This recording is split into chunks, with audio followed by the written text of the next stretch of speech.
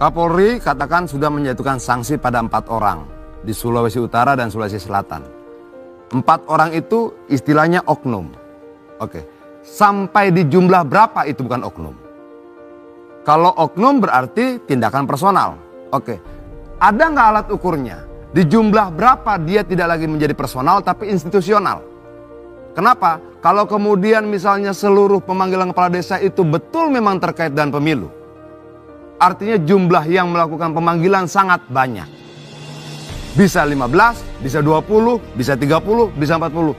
Ketika itu kemudian dibuktikan secara faktual memang terjadi, dalam pembicaraan memang diarahkan dan sebagainya, seandainya seperti itu, apakah bisa dikatakan institusional karena jumlahnya sudah sangat banyak? Ini kan kita selalu berlindung di kata oknum. Oke, kata oknum ini berakhir di angka berapa? Di angka 1 oknum, di angka 2 masih oknum. Oke, di angka 3 masih oknum. Oke, di angka 4 masih oknum. Kalau terjadi di banyak tempat, kalau lebih dari 30, 40, apakah masih oknum atau institusional? Nah, ini yang harus kita sepakati bersama-sama. Paling tidak secara publik kita sama-sama tahu. Kalau kemudian terjadinya banyak, bagaimana? Dalam hal keamanan dan ketertiban, yang bertugas melindungi, mengayomi, dan melayani masyarakat. Melayani masyarakat. Mengayomi masyarakat. Apa data yang ditemukan oleh teman-teman koalisi masyarakat sipil? Polisi jadi backing tambang, mengayomi pengusaha, ada di Sulawesi Tengah, di Poso, ada di Kalimantan, ada di Sumatera Barat.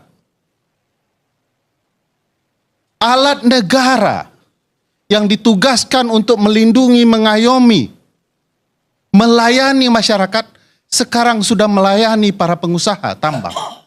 Teman-teman DPR kemana? Bang Nasir Jamil yang foto profile WA-nya bersama Kapolri di mana? Jangan, tidak perlu dibuktikan Bang. Tinggal di searching saja. Saya heran kalau tidak ada anggota DPR yang berani bicara soal reformasi kepolisian. Dengan satu contoh kasus ini saja. Padahal kasus Al Sharpton itu dia bicara seorang kulit hitam yang dibekuk oleh kepolisian. Satu kasus membuat heboh satu Amerika bahkan dunia. Soal reformasi kepolisian. Sekarang banyak sekali teman-teman kepolisian yang menjadi backing. Data penelitian yang sama menjelaskan bahwa kepolisian juga berbisnis di dalam BBM misalnya. Kasus di Papua dan lain-lain menjelaskan itu. BBM hilang di muka bumi, polisi adalah pelindungnya. Padahal polisi mestinya memastikan BBM bisa sampai ke publik. Lalu anggota DPR bilang, masih baik. Saya pikir apa yang disampaikan oleh senior kita Pak Arianto Sutadi tadi. 25 tahun polisi berbenah. 10 tahun belakangan gelombang pasak datang. Gelombang besar datang. Menghancurkan cita-cita dan reformasi kepolisian itu. Di tangan siapa? Di tangan orang yang tidak ingin lagi disebut oleh Bang Deddy. Bahkan tidak ingin dalam mimpinya hadir. Yaitu Presiden Joko Widodo. Dia merusak institusi polisi, tidak bicara dari segi layanan terhadap publik. Tapi polisi sekarang sudah menjadi backing politik. Kalau cinta kepolisian, saya tidak tahu kenapa saya terjebak di antara dua orang ini yang merupakan keluarga kepolisian. Kalau ingin saya pakai, saya cucu seorang polsek, kapolsek. Kalau boleh juga ingin bicara betapa cintanya saya dengan kepolisian. Tapi saya terjebak dengan dua orang ini. Dan saya ingin mengatakan, kalau kita ingin cinta kepada polisian, benar-benar ingin institusi ini baik, lakukan perbaikan terhadap kepolisian. Sudahlah cacatnya banyak. Kasus Alfi di Sumatera Barat. Pembunuhan siswa di Semarang. Bagaimana salah tangkap di berbagai kota besar. Apa yang dilakukan terhadap demonstran di 2019. Lalu kita masih bicara bahwa Masih ada baik-baiknya. Yang baik-baik banyak. Yang lebih tidak baik lebih banyak. Ya, halo teman-teman, kembali lagi dengan saya di channel ini, ya channel Indonesia 2045 yang membahas seputar politik, pendidikan, hingga budaya. Ya, menarik sekali tadi penyampaian dari Bung Ferry Amsari, ya, bagaimana kita melihat atau kondisi situasi yang terjadi pada saat ini, ya. Tadi banyak dijelaskan mengenai, ya ini saya sebut oknum saja lah gitu ya. Ya, memang kita juga sadar banyak yang baik-baik sebetulnya, banyak yang betul-betul menjalankan tugasnya dengan baik, mengayomi dengan baik, tetapi ada pula beberapa dari mereka yang atau mungkin oknum-oknum ini ya menyalahgunakan ya, jabatannya dan seterusnya. Ya, tetapi teman-teman di sini saya tidak akan terlalu jauh lah untuk panjang lebar ke sana karena saya yakin teman-teman juga tadi sudah mendengarkan ya. Di sini saya lebih cenderung tertarik ya untuk mengulas bagaimana penyampaian, penilaian dari teman-teman kita di komentar pada video ini. Ya, saya akan coba bacakan kepada pemirsa dan Bapak Ibu, dan ini menjadi sebuah pemikiran baru dan pemahaman atau pendapat sudut pandang dari teman-teman kita di video ini. Sudah sangat rusak kondisi saat ini, sangat menjijikan, ya. Jokowi perusak segala hal. Nah, ini sering sekali memang disebut ini ya semua gara-gara Jokowi. Semua gara-gara Jokowi. Memang 10 tahun menjabat sebagai presiden ya mungkin tidak semua yang baik-baik juga gitu ya, tetapi pasti ada plus minusnya juga. Dan menurut saya ya sebetulnya bagaimana kita dalam menilai atau bagaimana kita melihat ya perjalanan Pak Jokowi selama menjabat sebagai presiden, gagasan apa yang sudah dituangkan, yang sudah diberikan, ya apa saja kebijakan-kebijakan yang sudah dikeluarkan, bagaimana tata cara mengelola semuanya gitu ya, bagaimana mengatur, mengkontrol, mengkondisikan dan seterusnya. Nah, kemudian ya memang negara kita sekarang sudah rusak.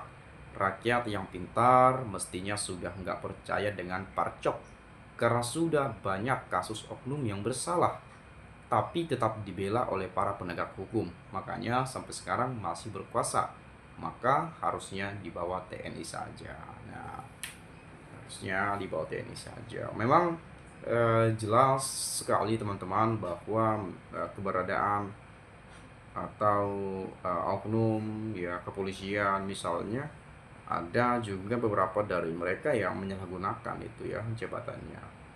Makanya kita ya cenderung melihat ataupun mungkin saya pribadi gitu ya mendengarkan penyampaian-penyampaian di komentar-komentar, penyampaian-penyampaian yang mungkin ada di media sosial yang saya lihat lebih ke memikirkan terhadap polisi ini kayak negatif aja gitu bawaannya ya. Tapi sebetulnya paling berapa orang saja yang seperti itu teman-teman. Sebetulnya banyak sekali yang baik ya. Banyak yang mengayomi. Kawan-kawan saya banyak juga yang polisi ya. Yang baru-baru 2 tahun masuk, 3 tahun masuk gitu ya. Tapi ya mereka menjalankan tugasnya dengan baik gitu ya. Dan beberapa polisi yang sering saya lihat ya enjoy saja, baik-baik aja gitu ya, mengayomi terus. Bahkan mungkin kalau kita memperhatikan di media sosial ya banyak polisi yang baik gitu ya, menasihati dengan baik, menegur dengan baik ya, bahkan mau berbagi, bahkan mau menolong gitu ya. Itu saya sering sekali melihat video-video yang ada di media sosial gitu ya. Nah, makanya tadi ya kalaupun ada oknum-oknum yang mungkin melakukan tindakan yang kita tidak senangi, ya jangan sampai pula menyerang institusi kepolisian juga gitu ya.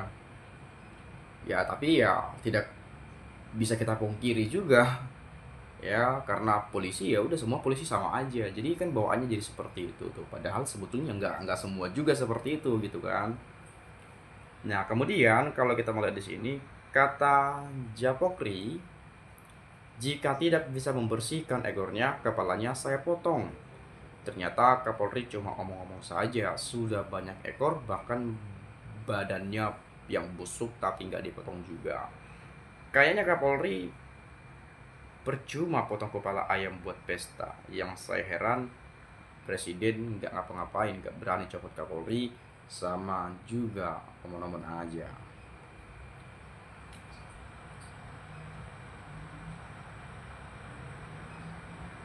Kemudian saya berani mengatakan Kapolres Kuburaya dan Kapolda Kalbar melindungi mafia tanah.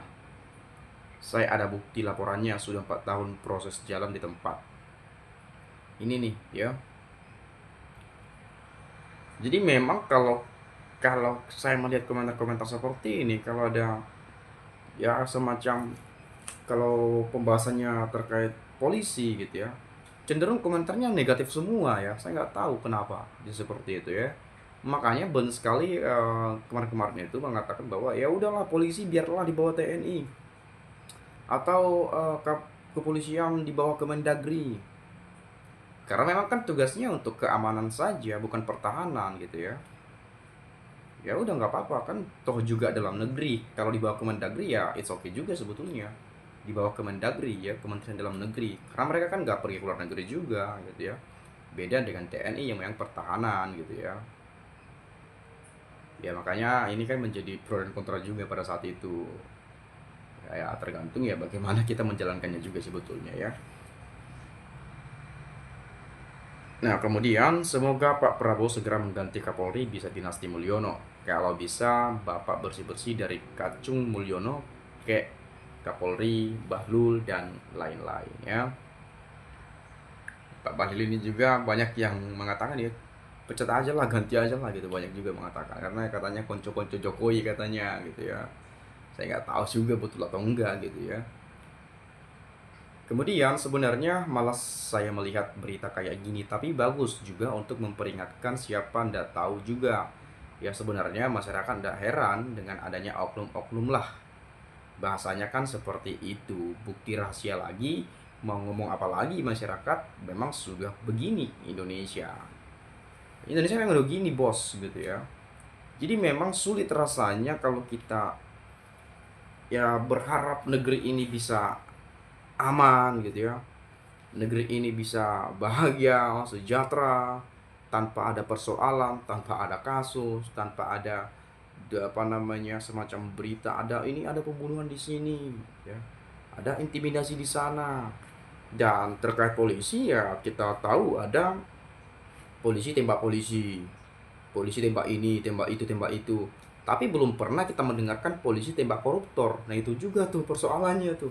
Belum pernah kita dengarkan ya, polisi tembak koruptor. Nah kita sebetulnya mengharapkan itu ya.